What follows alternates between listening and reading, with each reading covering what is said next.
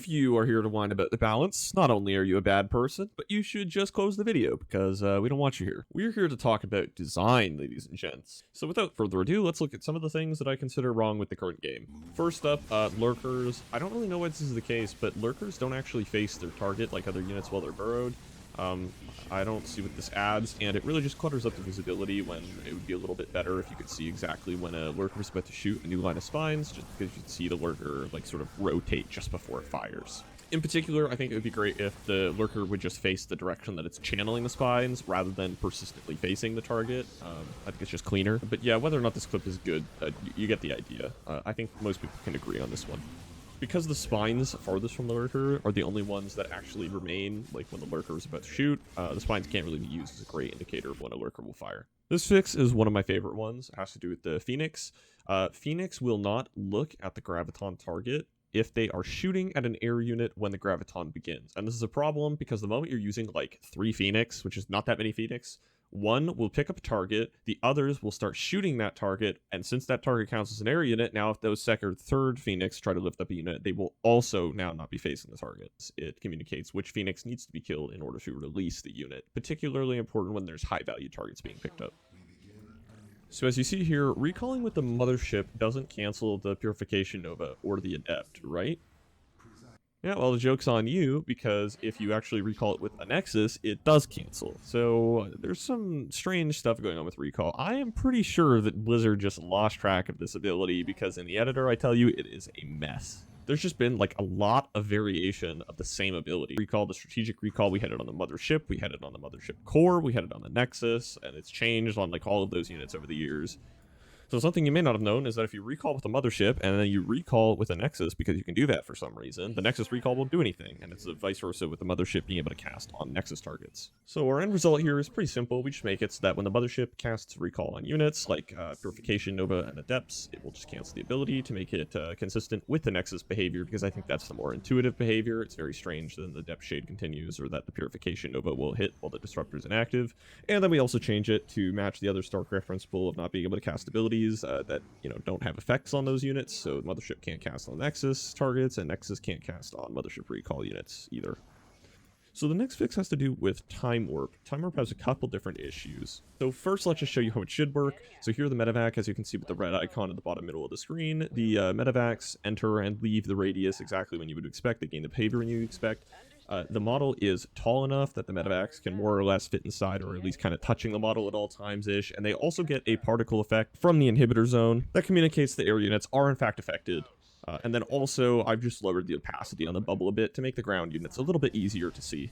Now look at the live game, it's just clownish visuals. Okay, the medevac is not inside that bubble. I don't care what you tell me, alright? It should not be affected if that's how it's going to look. The model needs to get bigger, or the radius needs to get smaller, and also the medevac has no particle effect. Whether or not you want to add that, there's a performance drain, so maybe you don't. The opacity also probably not necessary, but it's nice to have. Yeah, either the particles need to happen or the bubble just needs to be increased in height, of which both have done here. In my fix, I actually have the particles on the ground units, but upon reflection, I'm probably going to remove that. People talk about improving the fantasy of the Mothership. Well, I have one question for you. Why the heck did they remove the birth sound?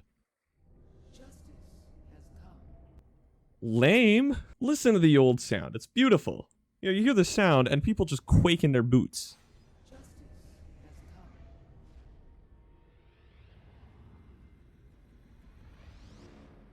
Oh my god, Tasteless, the nerd chills. Put that shit back in the game. Okay, this isn't actually an issue, but I want to show it off because I think this is a great way to give the Mothership some of the fantasy back. Let it attack more than one unit at the same time. Okay, this unit's not good. Okay, look at the fight in the live game. Look how terrifying this capital ship is. Okay, it's not. This thing is crappy, and if this is how a capital ship behaves, I don't know why they ever even bothered building it. Why would the Protoss even bother? And before you say it, the Time Warp doesn't count. Okay, it's not part of the unit. It's a completely separate thing. Now look at this. Okay, that is some visuals. And it's not even that good. Let's just re-increase the cost to 400 and give it this, and it would be sick. The Mothership is never even in attack range anyway. That shit just dies before it has a chance to fire off more than like 2 shots. Yeah, okay, this isn't like a real issue. This is just something I thought was cool. And, yeah, so take it with a grain of salt. So anything that's in this video didn't make it into the video that I made last time, which means all this stuff is probably inherently less likely to be added to the game. But this is a nice quality of life fix, I think, for the Toss players. I think they'd like this. Guardian Shield is one of those abilities that doesn't interrupt the Sentry's current order, and I think that Hallucination should also probably behave in this way. Particularly for the Phoenix. Just makes it feel smoother, especially when you're moving the Sentry between the main and the net. There's really, in my opinion, no reason why the Sentry has to behave in this way in the live game. It just kind of feels stuttery. There's no time when you tell the Sentry to hallucinate something in order to tell it to attack move. Okay, you would already be attack moving when you launch the hallucination mid-fight. This one's tricky because it looks simple, but I don't know if it is. The upgrade name for Yamato Cannon is Weapon Refit. It's a holdover from a time when there were other upgrades the Battlecruiser could have other than Yamato Cannon. Now it should be called Yamato Cannon, so it's easy for noobs to understand. There is no reason why we need to call it something completely different. It's literally just confusing.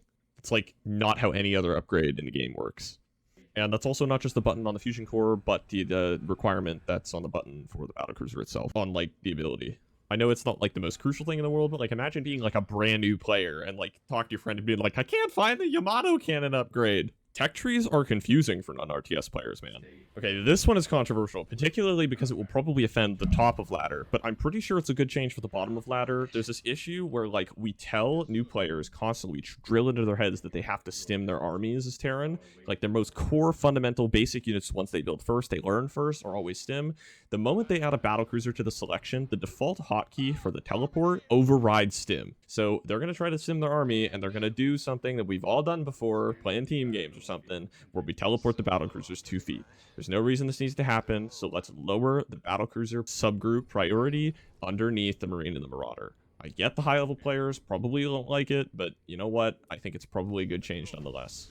Now, the reason why changing this unit's subgroup priority is probably easier than any other priority is that it's the Battlecruiser. Not only is it an air unit, so it's always above other units, but it's also a gigantic unit. So if you do need to select it, and you don't want to select the Marines and the Marauders underneath, it's quite easy to click it. Whereas sometimes lower level players can struggle to click on units like Marines that are moving around quite quick to go stim them or whatever. Especially when they're underneath units. Units have a random delay placed between their attacks because it staggers the attacks and makes it look more natural. It's very weird when all of the units stop and look identical in their animation.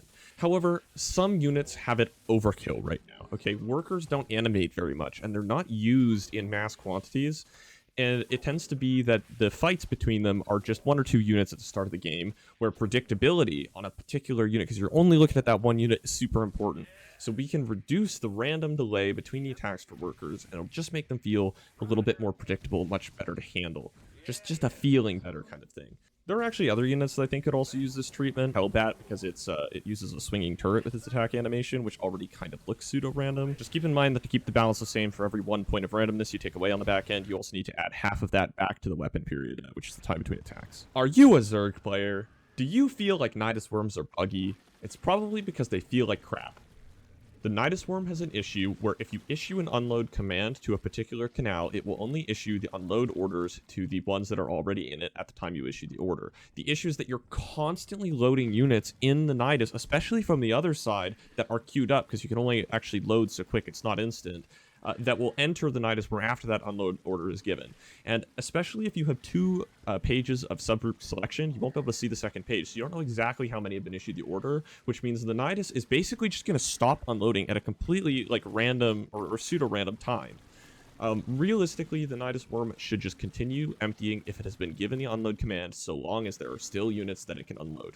It's intuitive, that's how everybody expects it to work. I don't know why it doesn't behave in this way.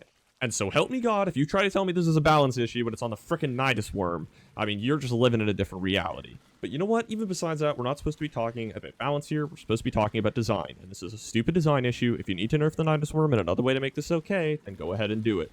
That's your prerogative. That's not what I'm here to talk about. And we should not be balancing things by making them behave stupidly. Something that's actually always really bugged me about StarCraft 2 is that you have to select units in order to issue a smart command to a transport you want them to load up into, because the other methods are just not reliable. Doesn't feel good, doesn't really work, it's not efficient. It seems to me, especially for new players, if you want to load up a Nydus worm, you should click on the Nydus worm. And so I've added an ability where when you click on the Nydus worm, it's called load nearby. It will tell nearby units within, you know, quite a large range actually for the Nydus worm, because it's, why not, to load up inside of it. Now, this problem is actually egregious on units like the medevac, because you have to issue multiple smart commands in order to load up to different medevacs, and because the units don't know how much cargo space or whatever when you issue the smart command, you'll just have units that are, like, following the medevac because they can't fit inside. It's a lot of clicks, it's very messy, and it's very inaccessible for new players. Now, this bad situation is made even worse when there's enemy units nearby, because the units just kind of, like, jostle up, and because of the pathing blocking of the enemy units, because they don't get pushed out of the way. So the units are just, like, it's just messy. Like, you're clicking the medevac around all over the place, just kind of, like, hoping to get near close enough to the Marines to pick the Marines up. In this case, I'm using Marines as an example, but it applies to other units as well. So what's the solution, you ask? Okay, so if we apply a load nearby ability to the medevac, just like the Nydus worm, it makes much more intuitive sense for a newer player who's trying to learn how to harass to, if they want to load up the medevac, they click on the medevac, and then they don't have to issue a bunch of smart commands and rely on right clicks, which is nebulous what they're actually going to do in that case, whether the medevac flies to the Marine, flies to the medevac, what happens. Much more simple, you hit the load nearby button, and nearby units will try to load in. I know, shocking. And we also applied this just to the warp prism, just because, keep things consistent. At this point, we're just adding it to every cargo, so same reasoning, same logic. An interesting debate with load nearby abilities is whether or not the load nearby should interrupt and cancel any existing unload orders. I have that in the medevac's case, not in the warp prism's case, just because I think that's the most intuitive, just the way they're microed. One thing I've always hated about the siege tank is that it always sieges facing the top left, which creates RNG issues. If you're the bottom player or the right player, you are inherently advantaged, particularly in TBT, just because Marines enter the range and immediately leave quite often. And the time it takes to swing the turret around actually does matter. You can see where the impact crater is on these roaches. The tank is simply unable to fire until the turret is facing the target as of current. And the yaw rate, the turn rate of the turret isn't even that high. I'm sort of amusing to myself while I record this, but now that I'm thinking about it, I actually wonder if there would be a small effect by increasing the scan range on the siege tank. Somebody should look into that. Like, damn, that takes forever. So the best way to solve this that I found was to essentially speed up the slowest shots from the tank and then also slow down the fastest shots of the tank to bring them together, because if you only do one side, things start looking a little weird. So I did things like increasing the tank arc range on the weapon to 360, so that the weapon fires like before even the turret lines up with the target, but then increase the yaw rate, which is the rate at which the turret swings, in order to make the turret like line up with when the shot fires faster. But then increase the damage point slightly, because that also affects the previous fastest time. So it just brings everything together nicely. God, I hate RNG. I'm doing this just to illustrate a point, but take a look at these rocks and then tell me which ones have 1000 HP, which ones have 1250 HP, 1750 HP, 2250 HP, 3000 HP. And the answer is frickin' none of them. They're all 2000 HP, 3 armor. There's no variation. There's very little in ways of versatility of what to do with rocks as a map maker in SC2. These ones at the bottom here, they are the only exceptions, except the cooling towers, for God's sake, actually drop 2000 HP 3 armor rocks. So, like, and honestly, cooling towers are freaking worthless, because there's no difference between putting them down and putting a 2000 HP rock if you think about it for long enough. The reason there's no difference between a rock tower and a normal rock is because the actual rock tower portion of the whole thing is only 500 HP, which is like 100 HP more than a pylon. Pylon's 400. Sure, there's a bit of an armor difference, but it doesn't really matter. The point is, it's very easy to destroy. Zergs don't like rocks in like any matchup, so they always destroy them. So they just destroy the tower in order to destroy the rocks, so 500 HP doesn't really change the amount of time it takes to destroy the rocks. And Terran and Protoss will just destroy the pylon or whatever, and now there's 2000 HP rocks there. Like, I never placed a tower, and I just placed the normal rock in the first place. And those frickin' Zerg rocks are actually 2000 HP 3 armor. They're exactly the same. And the only reason I include them at the bottom is because in the next patch, I very much anticipate these being able to lose health off creep, because if they don't, I will riot. I've already made 2 maps that depend on it, so it better be in the game, because it's a feature we've been sorely lacking. This is an extreme example about what these rocks can help us accomplish. This kind of layout, like anything even remotely resembling it, would be completely impossible in a live game. This is still very much pushing limits, but the point is that we can allow for more entrances, since we can more easily block off entrances. One issue we had in the past is that we try to block it off with rocks that get abused, or mineral walls that can never be destroyed by the attacker. These kinds of walls are guaranteed to go down at some point, without requiring player investment in order to destroy them, at least against non-Zerg, but Zerg will destroy them anyway, just because they do that. So people in general hate back bases, and I think a degrading rock structure like this would make back bases a lot more attractive to put on maps, because you would actually be able to attack them at some point later down the road. And it allows us to do cool things, like we can even make the back base like actually bad once those rocks are open, and give you multiple choices for naturals. like I'm trying to do on this map. This one's extremely controversial because it more affects the backwards compatibility of previous maps, but it would be really cool if rocks like these ones that clearly have a shield model but actually use HP, if they actually just used shields, because we could do cool things like start the shields at 1 and then they get stronger as the game goes on, so you're incentivized to make units early on in order to destroy them before they become an issue or something. I think it's cool. Gives map makers more versatility. Another example would be greatly increasing the amount to destroy the cooling towers in particular, as opposed to rock towers, so that Terrans can't just drop them in the middle of a fight and put tanks behind them. Like, it would actually take dedicated investment, and the Zerg could collapse on them before they can manage to get the tower down. And then when the tower is down, maybe it takes a whole bunch of HP to get through in order to clear that path. Like, the path is actually truly well and done blocked. I don't know. I think it'd be cool. I know the TLMC guys are worried about backwards compatibility, but frankly, I'm not. I don't know if you've looked around recently, but Steppes of War is not actually a map that you can play on, okay? These maps are made for the time that they're in. You can't just drag a map out of any time period. If you remember the Dream Pool, you know that for a freaking fact. All these maps get outdated by default. I really don't think changing the rocks would be a problem, and even if it was, I mean, the editor exists for a reason. Custom games exist for a reason. Somebody can always go in and modify the rocks to whatever they want. One thing that's always bugged me is that Microbial Shroud's button icon at the bottom right is actually orange, even though the ability itself is green. It's kind of weird, and I don't think particularly intuitive for new players. And changing the color, there's already a model in the editor. Changing the color would also help differentiate it from Blinding Cloud, so I don't really see the downside here. And unrelated, but I will die on the hill, Microbial Shroud should stick to units for 1 or 2 seconds after they leave the shroud to encourage microability, trying to dodge storms and disruptors and all that. Something else I'll die on the hill of. The community has asked for years, and frankly, I think it's a slap in the face that this is still a thing in the game. Just remove the ability for Warpgates to transfer back to a gateway if you're not going to give us, literally any advantage. It doesn't have to be large, but, I think it would just be great if we could have Warpgate lower the training time for units at the gateway to be just barely slightly less than the Warpgate cooldown, okay? This isn't hard. It's very easy to do. It's been 14 years. Can we just please get it? There really is no excuse. That or just remove the damn ability. Okay, this is an issue with Protoss Vespene geysers. As you can see in the live game here, the far left and far right geysers, they lose their green tinge and they get darker when they are depleted and there's no resources left in them. For whatever reason, the Protoss Vespene geysers, you can barely tell. And the way that you can tell is the animate, right? You can see the gas flying up and you can see the little green things turning or whatever. But the issue is when these units are in the fog of war, you can't see the animation. So there's literally no way to tell, particularly in the late game when you're trying to look around the bases for which gases you still have or whatever, when gas really matters. I've seen pro games where this happens. They'll literally just miss the gas guys. They just won't take it because they think it's already depleted when it's not.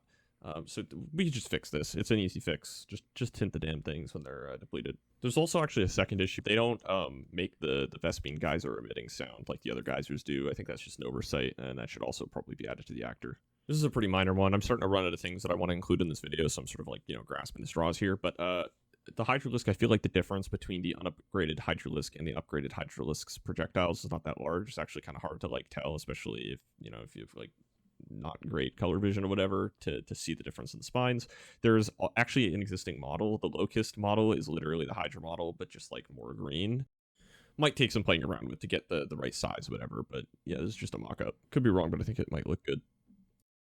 Honorable mention, one thing I didn't get footage on, but that I'd like to mention is the Lurker. There's an issue where if you burrow it and then you hold fire and then you unburrow it, it keeps the hold fire behavior, even though there's no way on the command card, there's no turn off hold fire ability, but you can actually turn it off by A moving, which is very strange and esoteric and should probably, just add the turn off hold fire button to the command card if it still has the behavior.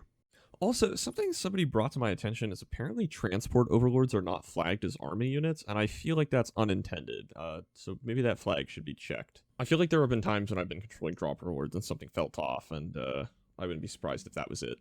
More or less, all of these changes have been implemented in the Common Sense Balance extension mod, which is on battle.net in all 3 regions. You can just load it up on any map of your choosing to test these things out. There are cheat codes built in, don't worry, you don't have to, macro for 15 minutes to get some BCs out. So yeah, I'll throw a link up to the screen on that. Thank you for watching. This is OmniSkeptic signing off.